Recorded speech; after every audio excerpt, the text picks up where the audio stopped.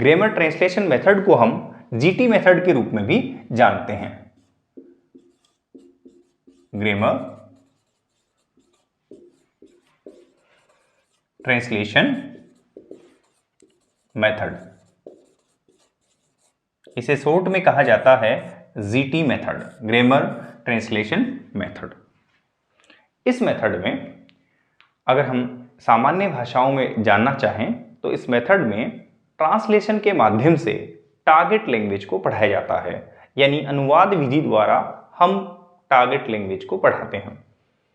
यहाँ ग्रामर जो शब्द जो है वो इसलिए जोड़ा गया है कि ग्रामर का यूज जो है, व्याकरण का जो यूज है वो है अनुवाद करने के लिए किया जाता है। अनुवाद करने के लिए ग्रामर की सहायता ली जाती है, अतः इसका पूरा नाम है ग्रामर ट्रांसलेशन मेथड। अब हम इसके हिस्टोरिकल बैकग्राउंड पे जाएं, हिस्टोरिकल तथ्यों को देखें हम, तो 15वीं शताब्दी में जब यूरोप में रेनेसा काल चल रहा था तो एक ट्रेंड चला कि प्राचीन ज्ञान विज्ञान का जो भंडार है वह ओल्ड लिटरेचर है, और यह ओल्ड लिटरेचर जो है वो ग्रीक और लैटिन भाषाओं में लिखा हुआ था। इन ग्रीक और लैटिन भाषाओं में लिखे गए लिटरेचर को जब यूरोप में ट्रांसलेट करके पढ़ाया जाने लगा, ट्रांसलेट किया गया मदर टंग में, सभी देशों ने, यूरोप के सभी देशों ने, जर्मनी ने जर्मन भाषा में, फ्रांस ने फ्रेंच भाषा में, ब्रिटेन ने ब्रिटिश भाषा में जब ट्रांसलेट किया अपनी मदर टंग में और उस मेथड से पढ़ाया जाने लगा तो यह मेथड जो है प्रचलन में आया। आगे 19वीं शताब्दी में हम देखते हैं कि इस मेथड का प्रमुख केंद्र जो है वो जर्मनी का प्रसा बन जाता है। जर्मनी के प्रसा में ग्रामर ट्रांसलेशन मेथड के से संबंधित टेक्स्ट बुक छपने लग गई, और हम आगे देखेंगे कि इसके जितने भी स्कॉलर्स जो हैं वो जर्मनी से हैं, यानी इस मेथड की अगर उत्पत्ति की बात करें तो वह जर्मन से है, याद रखना है। अब हम इसको एग्जाम के लिहाज से देखते हैं तो हमें इसके 4 पॉइंट्स की स्टडी करनी है। एग्जाम के लिहाज से हम इसे 4 पॉइंट में पढ़ेंगे। पहला हम जानेंगे इसके फेमस नेम क्या कौन कौन से हैं, इसके फेमस नेम कौन कौन से हैं। उसके बाद में हमें इसका देखना है ऑब्जेक्टिव, उसके बाद में हमें इसका ऑब्जेक्टिव क्या है, ऑब्जेक्टिव्स देखने हैं। नेक्स्ट हम देखेंगे क्लासरूम एक्टिविटीज क्या होती है इस मेथड में, क्लासरूम एक्टिविटीज क्या होती है, और लास्ट हमें देखना है इस मेथड की डीमेरिट्स, डीमेरिट्स क्या क्या हैं, खामियां क्या क्या है इस मेथड में। इन 4 पॉइंट्स में हम पढ़ेंगे। सबसे पहले हम देखते हैं कि इस मेथड के फेमस नेम कौन कौन से हैं। तो सबसे पहला नाम हमें मिलता है वो है classical method, classical method.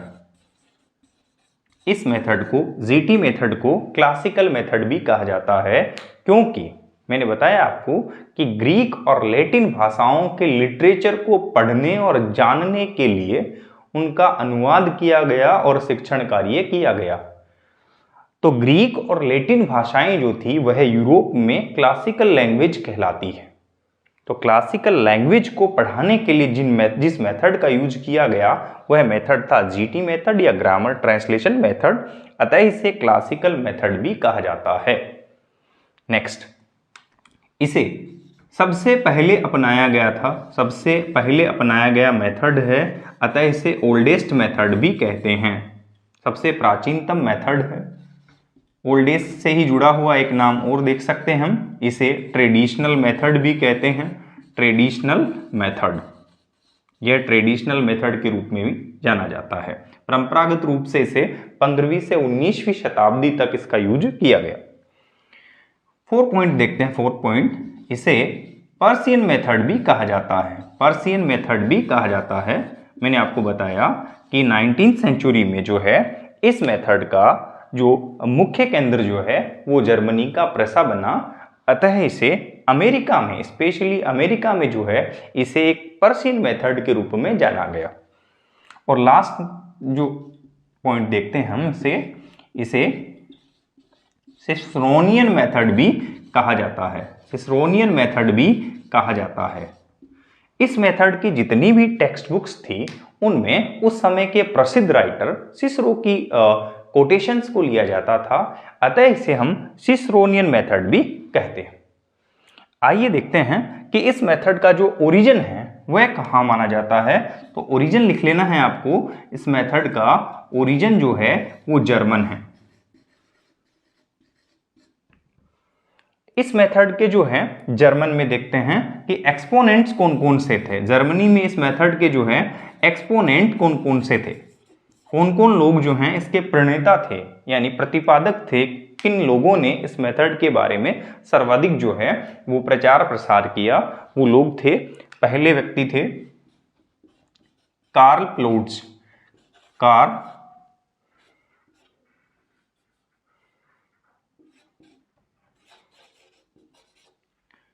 Second है ओलेंडोफ।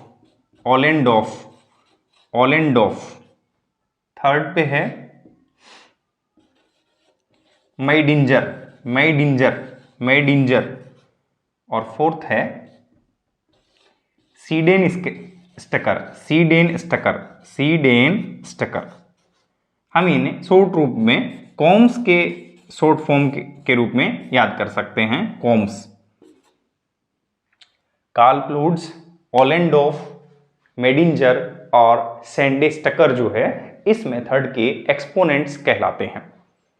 आगे हम देखेंगे कि इस मेथड के ऑब्जेक्टिव्स क्या क्या हैं, क्या क्या इसके उद्देश्य हैं। तो वैसे हम उद्देश्य की चर्चा कर चुके हैं कि इस मेथड का प्राथमिक उद्देश्य था ओल्ड लिटरेचर को पढ़ना। सबसे पहला उद्देश्य था प्राचीन ज्ञान विज्ञान को पढ़ लेना, यानी हमें रीड करना है टारगेट लैंग्वेज के लिटरेचर को। तो यहाँ पहला ऑब्जेक्टिव ध्यान रखना, यहाँ बेसिक गलती करवा सकता है हमसे एग्जामिनर।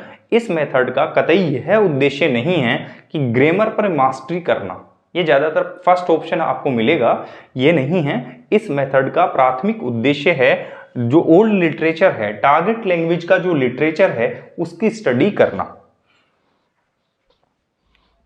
तो आपको लिखना है, इसके ऑब्जेक्टिव्स में लिखना है। इसके ऑब्जेक्टिव्स में हम लिख लेंगे,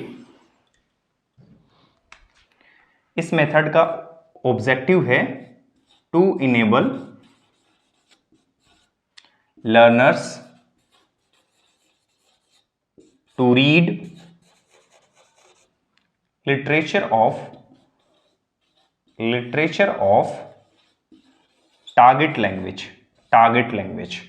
to enable learners to read literature of target language. Learners यानी सीखने वालों को सक्षम बनाना पढ़ने में। ध्यान रखना, इंपॉर्टेंट बात है, पढ़ने में। क्या चीज पढ़ने में? लिटरेचर ऑफ टारगेट लैंग्वेज, जो हमारी लक्षित भाषा है, जो हमारी सिखाई जाने वाली भाषा है, उसके लिटरेचर को पढ़ना ही इसका ऑब्जेक्टिव है। दूसरा पॉइंट हम देखें तो इसमें एक मान्यता थी कि जो भी ओल्ड लिटरेचर को पढ़ लेगा वह इंटेलेक्चुअल रूप से डेवलप भी हो जाएगा। तो इसका सेकंड ये उद्देश्य होता है कि फॉर इंटेलेक्चुअल डेवलपमेंट।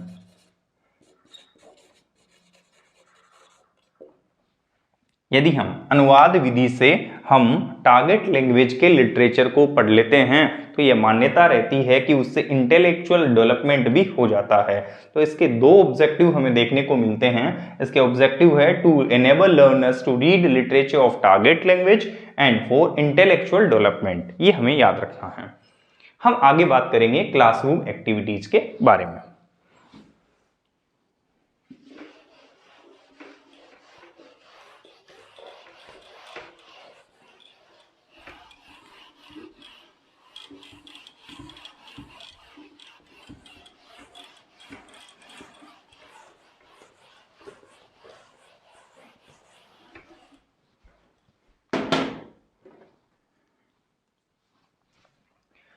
आइए अब हम जानते हैं कि क्लासरूम ग्रामर ट्रांसलेशन मेथड के क्लासरूम की एक्टिविटीज क्या क्या रहती है, क्लासरूम में क्या क्या एक्टिविटीज होती है।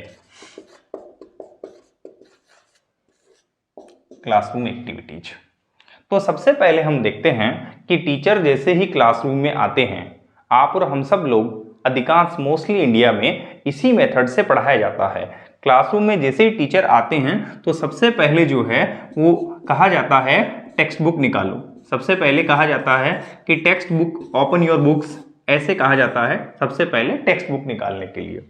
तो इस मेथड में टेक्स्ट बुक का यूज किया जाता है। अब इस टेक्स्ट बुक में जो है क्या क्या बातें इंक्लूड की जाती है वो देखें तो इसमें लिटरेचर होता है, ध्यान रखना है, इसमें लिटरेचर होता है। टेक्स्ट बुक में चैप्टर्स के रूप में हमें लिटरेचर पढ़ाया जाता है, literature of target language. Second हमें बात रखनी है कि टेक्स्ट बुक पढ़ाने से पहले टीचर जो है वो वोकेब लिखवाता है, वोकेब लिखवाता है, मीनिंग लिखवाता है, वोकेबलरी लिखवाता है। ध्यान रखना है, बोर्ड पे सबसे पहले हमें कहा जाता है कि फलां लेसन के बारे में सबसे पहले हमें उसके वर्ड मीनिंग याद कर लेने हैं। वोकेब में दो चार बातें याद रखनी हैं। वोकेब के संबंध में ध्यान रखना है, सबसे पहले वोकेब जो होता है वो बाइलिंगुअल होता है, बाइलिंगुअल होता है।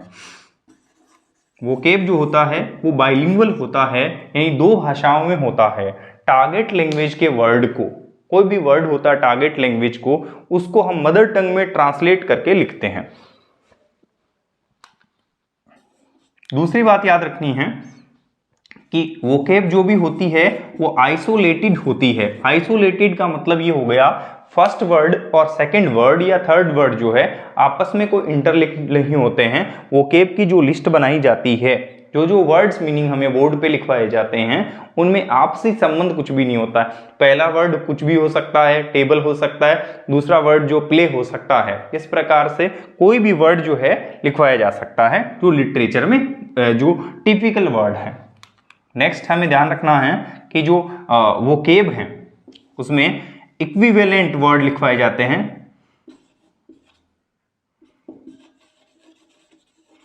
इक्विवेलेंट या कोग्नेट एक ही बात है, इक्विवेलेंट या कोग्नेट ये तीनों जो है एक ही बात है कि हमें जो वर्ड हैं टारगेट लैंग्वेज के और मदर टंग के इक्विवेलेंट शब्दों को लिखवाया जाता है। हमें जैसे एप्पल लिखवाया गया है तो उसका हिंदी अर्थ लिखवाया जाता है मदर टंग में। इन सब बातों को बाइलिंगुअल कह देंगे, चाहे इक्विवेलेंट वर्ड कह देंगे, कोग्नेट वर्ड कह देंगे। आइसोलेटेड का मतलब है कि आपसी संबंध शब्दों में नहीं होता है। ये वाली बात पहले याद रखनी है। उसके बाद जो है जैसे ही टेक्स्ट बुक पढ़ाने की बारी आती है तो सबसे पहला जो काम किया जाता है वो ये किया जाता है कि ट्रांसलेशन का कार्य होता है। ट्रांसलेशन का कार्य होता है। ट्रांसलेशन याद रखना है वो मदर टंग में किया जाता है। टारगेट लैंग्वेज को, टारगेट लैंग्वेज को मदर टंग में ट्रांसलेट किया जाता है। मदर टंग को हम लैंग्वेज फर्स्ट भी कह सकते हैं।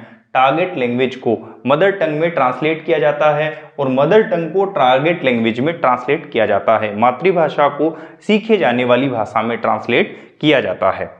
आगे ध्यान रखना है कि ट्रांसलेशन की इस प्रक्रिया में, ट्रांसलेशन जब चल रहा होता है तो ध्यान रखना है रेफरेंस सिस्टम जो है, ये मोस्ट इंपोर्टेंट क्वेश्चन है। रेफरेंस जो है, रेफरेंस सिस्टम जो है, रेफरेंस सिस्टम यानी कि जो समझाने का जो तरीका है, संदर्भ देने का, उदाहरण देने का जो तरीका रहता है वो मदर टंग में रहता है। तो mother tongue is the reference system of teaching. ध्यान रखना है पढ़ाने का जो तरीका रहता है, समझाने का जो तरीका रहता है उसमें रेफरेंस सिस्टम जो है वो मदर टंग रहता है। ये क्वेश्चन इंपॉर्टेंट है, ध्यान रखना है। ये सारी बातें हमें याद रखनी है टेक्स्ट बुक के बारे में।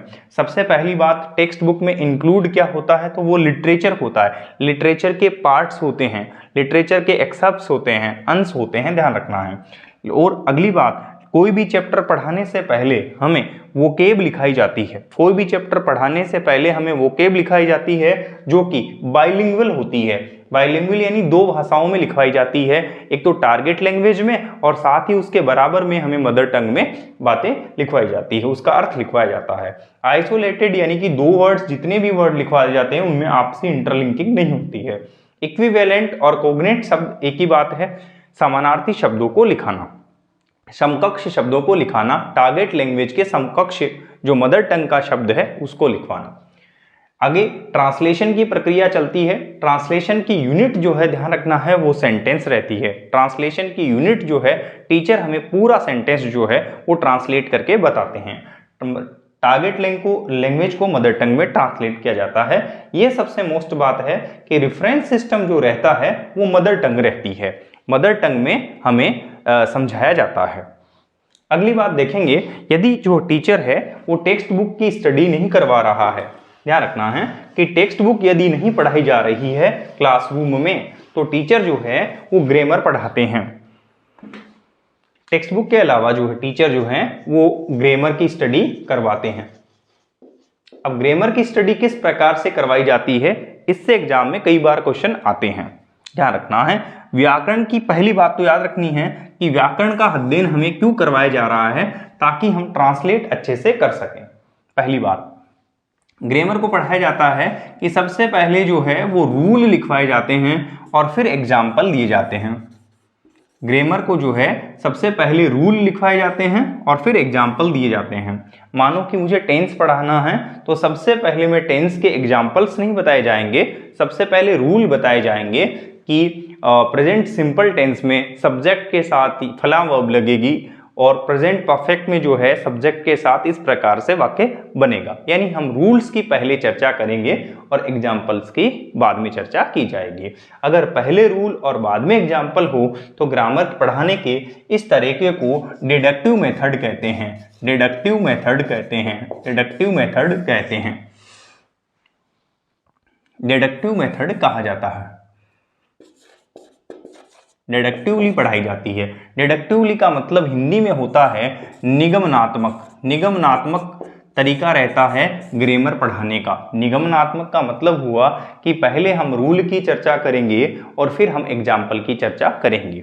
इसमें तीन बातें हमें याद रखनी हैं कि इसमें जनरल टू पर्टिकुलर जाया जाता है, यानी सामान्य से विशेष की ओर, रूल टू एग्जाम्पल्स की ओर, और अननोन से नोन की ओर जाया जाता है। अननोन से नोन की ओर जाया जाता है, यानी अज्ञात से ज्ञात की ओर जाया जाता है। रूल जो हैं हमारे लिए अज्ञात रहते हैं, लर्नर्स के लिए अज्ञात रहते हैं, और फिर उन्हें एग्जाम्पल्स के रूप में ले जाया जाता है। तो हम इन तीनों बातों को याद रखना है, गरुड़ के रूप में याद रखेंगे। गरुड़ के रूप में याद रखेंगे। गरुड़। G4 जो रहेगा वो ध्यान रखना general, to particular, R for rule to example, U for unknown to known, और D for deductive. Deductive method में हमें गरुड़ ट्रिक याद रखनी है। और एक बात याद रखनी है, ग्रामर जो है वो बिल्कुल सेपरेट पढ़ाई जाती है। सेपरेटली पढ़ाई जाती है, याद रखना है। बिल्कुल अलग पढ़ाई जाती है। हमें लेसन के दौरान नहीं पढ़ाई जाती है, अलग से ग्रामर की स्टडी होती है। जिस दिन ग्रामर पढ़ाई जा रही है उस दिन चैप्टर की जो है बात चर्चा क्लास में नहीं चलती है। तो ये सभी बातें हमें ग्रामर में याद रख लेनी है।